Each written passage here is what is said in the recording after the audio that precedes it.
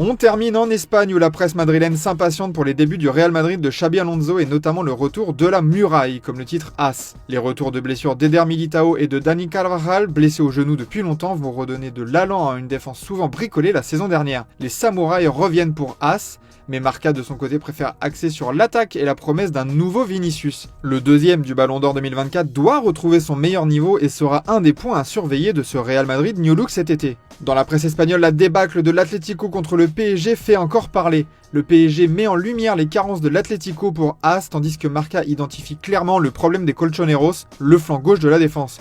Un trou, une solution, Robertson ou Digne pour le média espagnol, alors que la situation d'Antoine Griezmann inquiète aussi après avoir atteint les 1000 minutes de jeu sans marquer. Le FC Barcelone quant à lui ne lâche pas le dossier Nico Williams qui monte dans la hiérarchie selon Mundo Deportivo. La jeunesse de l'ailier de Bilbao et sa relation avec Lamine Yamal sont un vrai plus à considérer pour la direction catalane. De plus, du haut de ses 22 ans, Nico Williams a l'avantage d'être plus jeune que Luis Diaz qui en a 28, et l'aspect économique penche aussi en faveur de l'Espagnol. La présence d'une clause libératoire ne donne pas lieu à des négociations avec Bilbao alors que Liverpool est dur en affaires ces dernières semaines. D'ailleurs, nous vous le révélions hier soir, une nouvelle réunion entre l'agent du joueur et le Barça aura lieu bientôt, peut-être enfin la fin du feuilleton.